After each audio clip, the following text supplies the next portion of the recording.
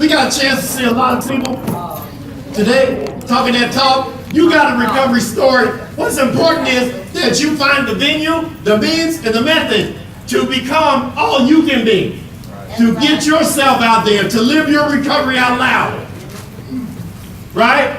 So, speaking about living your recovery out loud, this next lady, pal, good friend of mine, she can already tell you something. Yeah.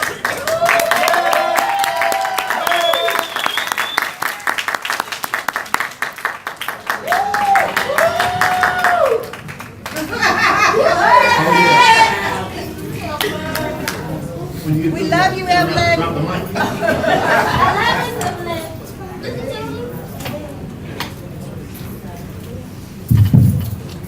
Good afternoon.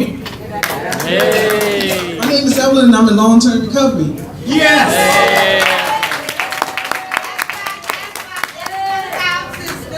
I want to share my recovery journey with you. I was born and raised in New York. I'm a mother of a daughter and 2 sons, and I'm a grandmother of an 11-year-old daughter. In 2013, I returned to New York to attend Masters of Arts in Professional Counseling. The week before I was supposed to start my 2nd semester, I went to a job interview, and I didn't get the job. I did not realize that that my depression was being exhibited. By the end of the summer of 2013, I had been hospitalized 4 times for major depression and suicidal ideations. Suicidal ideations is when you're thinking about killing yourself. I didn't care about myself, my children, or my granddaughter. I just wanted to die. I lost hope, and all I felt was pain. In 2014, after returning to Savannah, I was hospitalized one more time. When I was released, I promised God and myself that I would not return to the hospital. This is 2017 and I have not.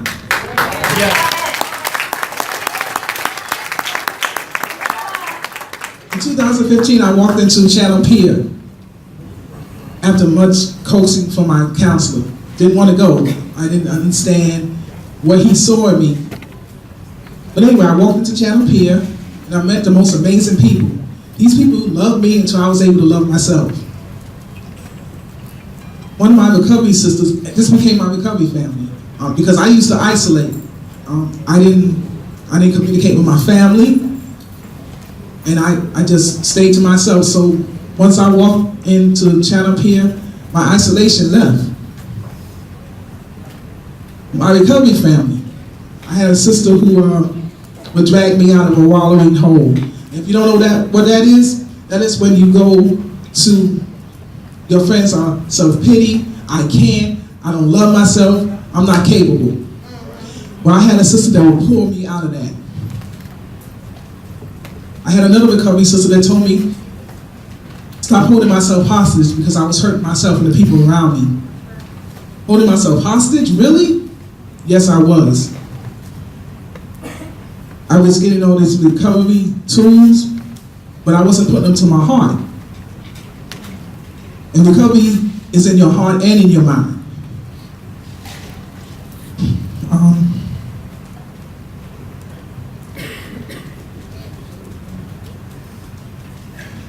I thought,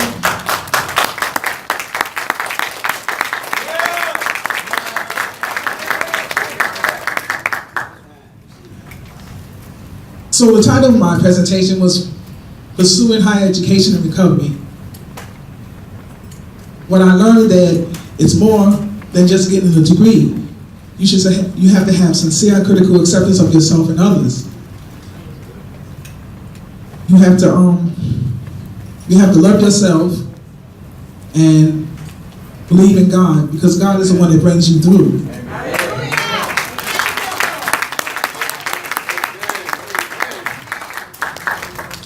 So, in the next month, I'm going to return to grad school. But most importantly, I'm learning that that recovery is real. That you have to put in the work. That God will take you places you can't even imagine. So I am thankful for being able to share my recovery story, and I'm thankful for all you, my recovery family.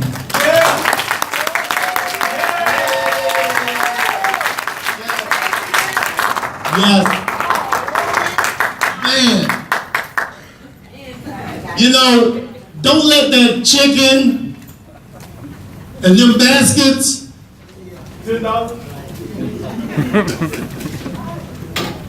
away your ability to see the courage that it takes to tell the buck-naked truth, to live your recovery out loud. Yes.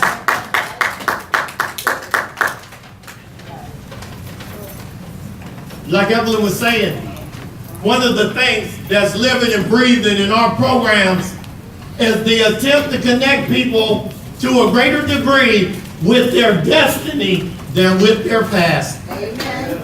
That's right. All right. That's right. All right. That's right. That's right. I want to thank you guys. Everybody that's got to leave, I want to thank you for being here. You made this a better place for us. Yes. You made this a better place. You said,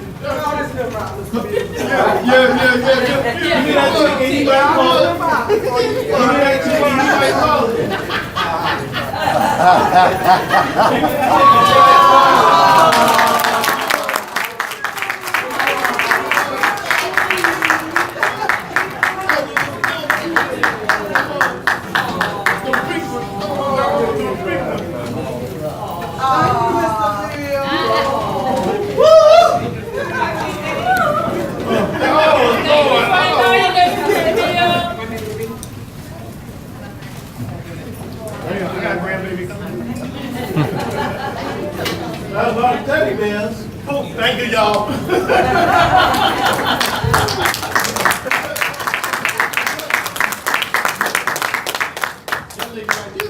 Beat them up, man. You see how quickly I moved, right? I knew that was coming. She said, all the rest of the people say, hold up, man. But anyway, I hope that what we've gotten is bigger, better than the chicken, than the lunch. So, without further ado, we got a couple mystery guests. Yes. Right now, they're swirling with anticipation and anxiety about which one of us is going to point at. One of them is saying, I ain't doing it. I point at the joker, you ain't got no choice. Mr. Kimball, come on up here and give them a show what you're working on.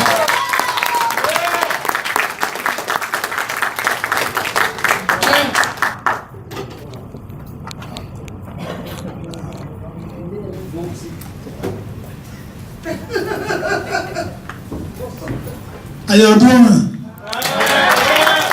My name is Kimball. I'm a person in long-term recovery. Yes. And I just want to give honor to my Lord and Savior Jesus Christ.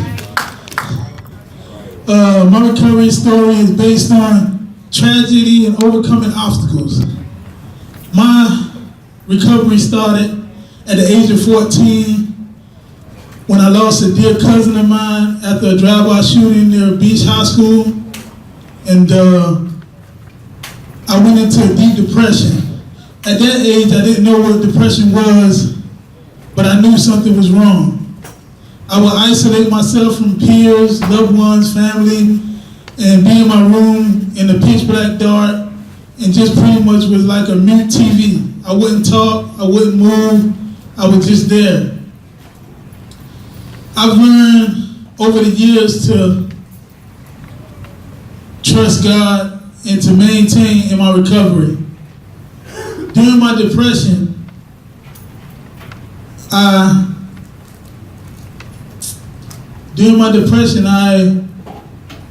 went through a lot.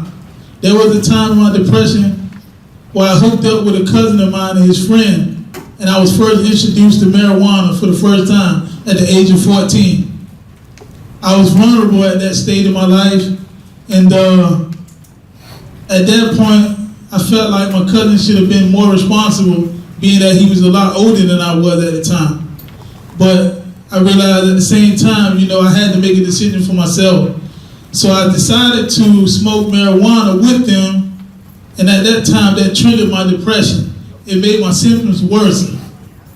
So I was in and out of hospitals like Georgia Regional, Coastal Harbor, Clark Center, throughout my life, just going through battles and battles of depression. I was on several medications that made me have symptoms and side effects, stiffness and rushing thoughts and just all these different things that were going on with me at the time. I come to the realization that God created the doctors and the psychiatrists to help us in situations that we go through in recovery. Whether you're depressed, whether you're alcoholic, or whether you're a drug addict, God can help you overcome any situation that you go through. I went through a stage of denial. I denied taking medication because I wanted to live a normal life.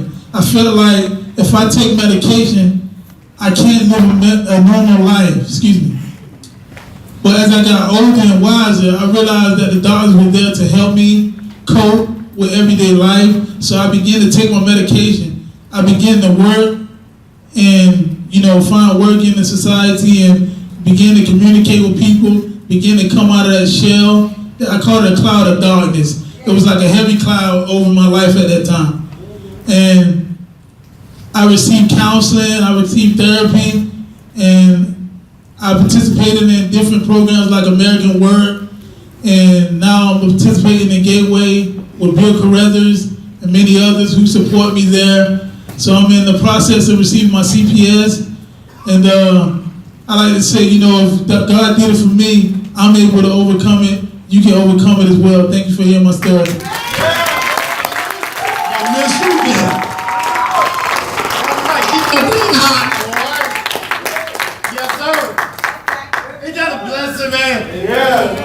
Hear a young man come up here and tell you the buck-naked truth just out from his heart, man. You understand what I'm talking about? Man, it's that simple, man. Yep. Your truth will change somebody else's life. We get a lot of information, but you got something inside you that if you mix the information with it, it'll become revelation. And revelation changes things. Right. Check this out, man. I am just so proud and grateful and humbled by this event.